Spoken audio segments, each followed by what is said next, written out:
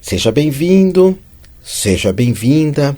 Eu quero começar a nossa conversa falando sobre orações. Você sabe que há pouco tempo atrás eu estava me lembrando de uma oração que minha mãe compartilhava comigo quando eu era muito criança. E quem é da minha geração talvez também teve esse compartilhamento da oração que dizia: com Deus me deito, com Deus me levanto, com a graça de Deus e do Espírito Santo. E por vezes minha mãe também compartilhava que Maria te cubra com o seu manto ou que Jesus te cubra com o seu manto. É interessante, eu não sei se as famílias hoje têm esse hábito de compartilhar uma oração antes de dormirmos, mas isso foi muito importante para mim. Eu tenho ótimas lembranças, era um momento de calmaria, de suavidade e de reconexão com tudo aquilo que é transpessoal, que é o divino. Monja Coen, nesse livro extraordinário, Aprenda a Viver o Agora, na minha visão, um dos livros mais profundos de Monja Coen e um dos livros mais profundos que eu já tive oportunidade de ler, ela também fala dessa oração e da necessidade da gratidão, principalmente antes de nós dormirmos, antes de nós nos aquietarmos. Por exemplo, quando eu vou fazer uma prática de Aikido, que eu treino hoje, nós fazemos 3 reverências ao dojo.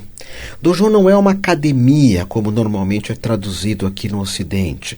Uma academia de Aikido, uma academia de Kung Fu, uma academia de Karate-Do. Não, dojo é um lugar de desenvolvimento da espiritualidade, além da nossa ou dos nossos cuidados físicos.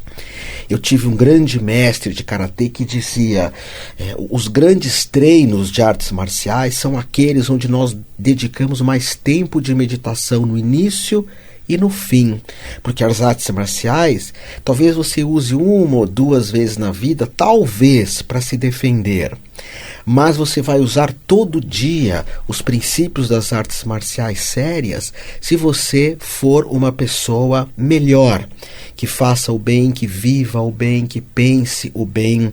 E a função principalmente das artes marciais que eu conheço, eu não conheço todas, que é o Aikido, o Karate-Do e o Kung Fu, é nos tornarmos pessoas melhores. E quando entramos num dojo, então você reverencia, é o espírito da gratidão. Quando você entra numa igreja, você faz o sinal da cruz.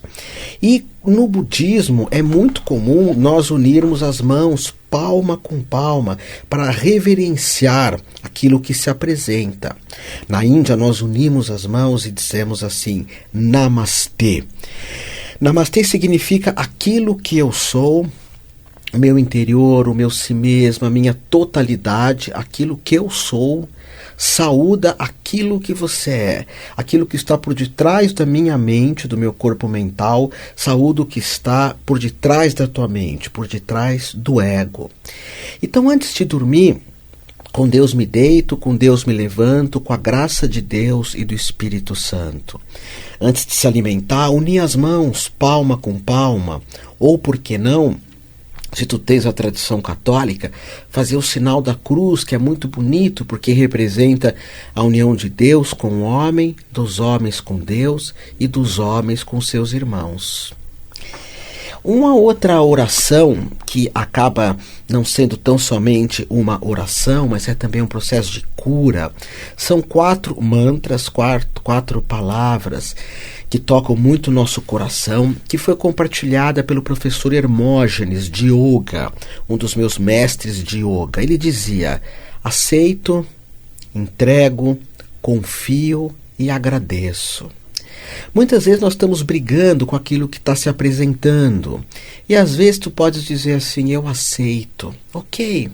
Mesmo que por vezes eu aceito que estou doente e vou procurar cura. Eu aceito que estou num mundo violento, mas vou procurar paz.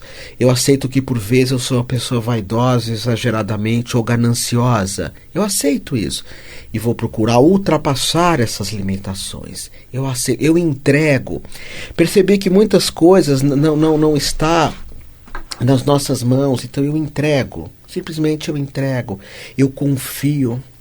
E confiar é bacana porque não é confiar que as coisas serão do meu jeito, da minha forma.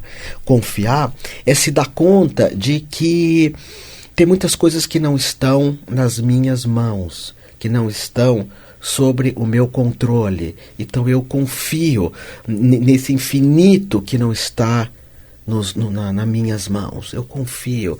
E eu agradeço que essa questão que eu estou falando, que minha mãe passou para mim, de rezar antes de eu dormir, rezar por mim, pela minha família, pelos meus avós. Hoje eu faço isso pelo planeta, por você, pelos animais, pelo ecossistema. É um momento de gratitude antes de comer, antes de tomar um banho, antes de ir para algum lugar e saber que nem todo mundo tem um lugar para ir e nós temos. Então tudo isso é um capítulo aqui do livro da Monja Coen que se chama Aprenda a Viver o Agora. E esse capítulo fala de espiritualidade. Como eu estou ensinando para ti meditação, eu quis trazer essa meditação, que são pequenas formas meditativas durante o dia. Unir as mãos, fechar os olhos, fazer uma oração, fazer um mantra também. Om Mani Padme Hum, Namo Amida Butsu. Om Mani Padme Hum faz parte do budismo tibetano. Namo Amida Butsu, eu me refugio no meu ser interno, no meu Buda interno. Faz parte do budismo da terra pura. Ou, por que não, até mesmo a oração do Pai Nosso, que acaba sendo um mantra. Como diz a Monja Coen, isso é espiritualidade elevada e logo muito simples, um momento de gratidão, um momento de consciência, um momento de oração. Mãos palma com palma, mãos em prece, e a sua prece tem que ser ouvida por você também. Fazer isso então com atenção, lançar para o universo e lançar para você. Se você faz uma prece de gratidão ao alimento, entra nesse estado de gratidão também. Pois bem, agora eu quero falar contigo de um outro assunto interessante que a Coen compartilha aqui no livro dela, que também é uma meditação, que é a ideia da meditação da intimidade. Intimidade, né? Quando nós falamos de intimidade, zen budismo, meditação, nós temos que perceber primeiro o seguinte: será que eu sou íntimo de mim mesmo? Será que eu tenho uma intimidade comigo? Agora eu estava vendo esses dias uma matéria de alguém falando que está fazendo jejum de informação. Eu achei isso tão bonito, jejum de informação. Ou seja, eu vou ficar 2, 3 dias sem escutar nenhuma notícia, nada. Nem entrar em redes sociais, nem nada, até poder escutar palestras de espiritualidade, ecologia, ou boas músicas, ou fazer algum curso que você faz pela internet de inglês, ou de espanhol, ou de música. Mas informações de um modo geral, notícias, eu vou jejuar 2, 3 dias, para ficar íntimo de mim mesmo. Será que eu conheço o meu corpo? Será que eu conheço a minha mente? E será que eu tenho uma parceria afetiva também com intimidade? Parceria com intimidade é aquela parceria onde você talvez primeiro viva o sexo, depois o amor e depois essa intimidade, que é o mais que amor. Flávio Gicovati dizia muito sobre esse termo. O mais que amor é uma intimidade profunda que envolve a sexualidade, o amor e algo além. Então, um dos preceitos que nós encontramos no Zen Budismo é para não mantermos relações sexuais impróprias, que machuquem, que agridam. E isso vem com o tempo, né? Você vai tendo um certo amadurecimento a respeito da tua sexualidade. E esse amadurecimento vem da necessidade de nós olharmos para outra pessoa. De fazer um acordo das minhas necessidades e do outro também. Algumas vezes, claro, dentro desse acordo nós temos que desejar fantasias alheias, mas fantasias que a priori normalmente são de todos: é o carinho, é o afeto, é o toque, é um ambiente bonito também.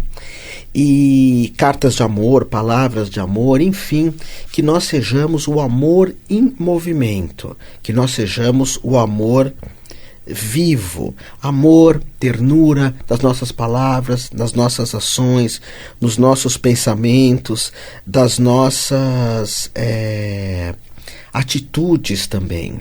E são atitudes, às vezes até como a Queen conta um caso de um homem que ela perguntou: você declara amor à tua companheira?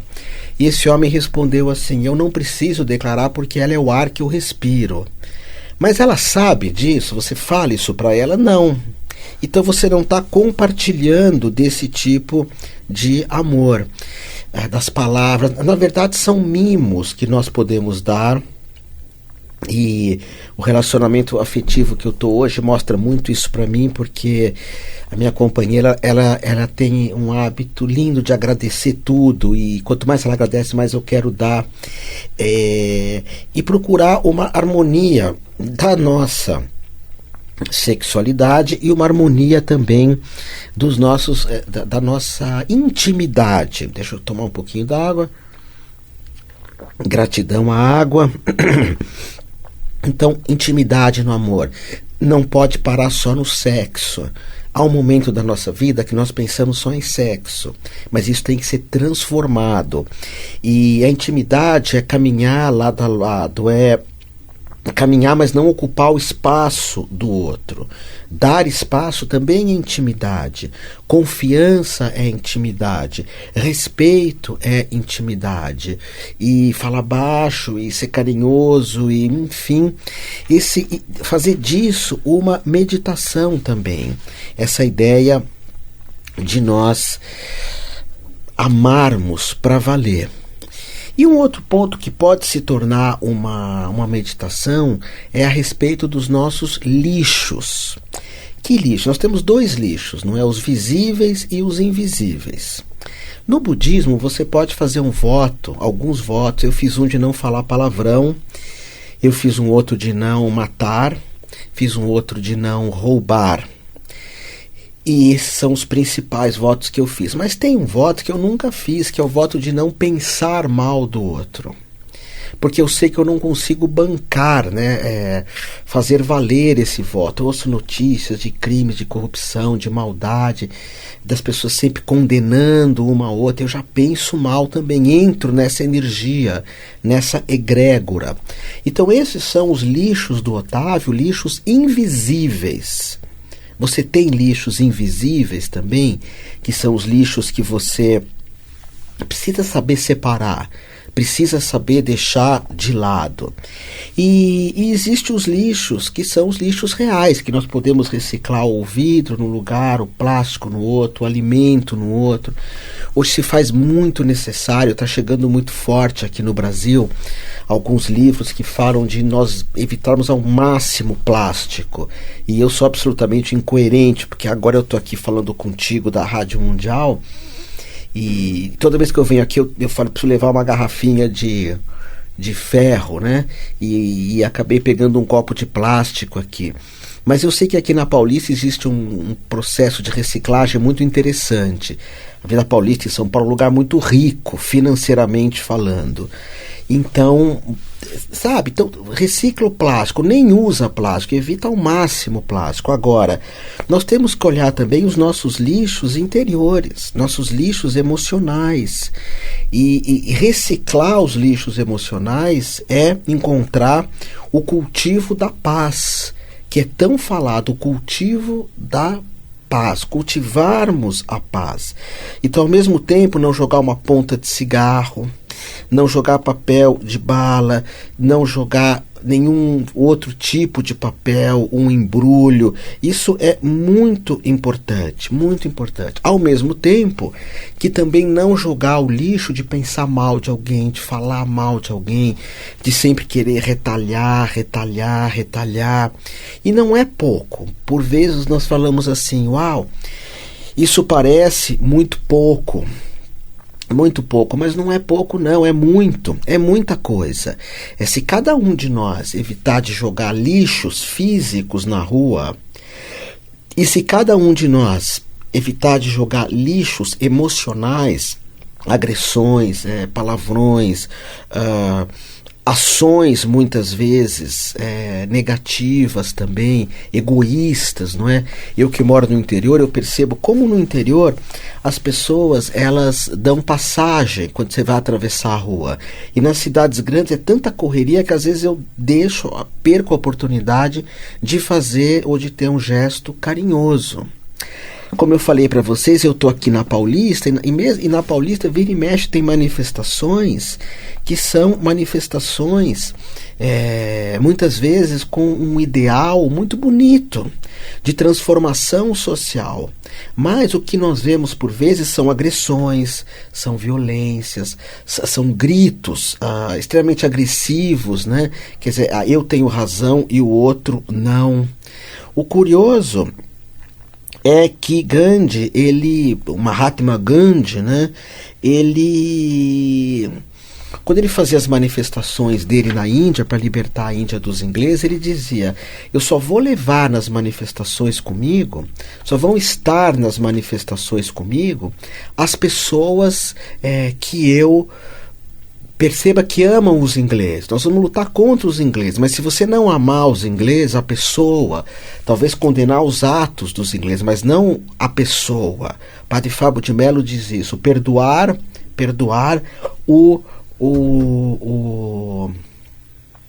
a atitude, aquele roubou. Isso, ou melhor, isso não pode ser perdoado. O roubo, a violência, a corrupção, você não pode perdoar isso, o ato, mas você pode perdoar a pessoa. Então, mesmo em manifestações, não tem sentido ofender, odiar, xingar. Violência só gera violência. A gente vê muito isso nos jogos de futebol. Quando eu venho aqui na rádio, eu falo com os colegas de futebol. Quando eu ia lá nos anos 70, e ficava tudo junto. Eu e meu pai vimos jogos Corinthians e Santos, por exemplo. Meu pai gostava do Corinthians e ele gostava do Rivelino, e eu vi o Pelé, ficava maravilhado, e as torcidas se misturavam, e o São Paulo era o Pedro Rocha, o Ademir da Guia era do Palmeiras, mas era tudo misturado. Até um dia, eu tinha uns 14, 15 anos, eu fui num jogo de futebol com meu pai, e um grupo de pessoas cercou a gente com canivete na mão, mas eu tinha uns 14 anos, e meu pai junto. Aí meu pai: não, deixa disso, tal. Aí eu perdi, quer dizer, para que isso, né, essa briga? Então, mesmo nas manifestações, nas redes sociais e pessoais, nós podemos também encontrar esse caminho, que é o caminho da paz. Guarda isso, essa é a ideia. A meditação, a paz, até dentro de um caminho de protesto, a paz dentro do protesto. Faz uma reflexão nisso, pensa um pouquinho nisso, vai ser bacana, ok?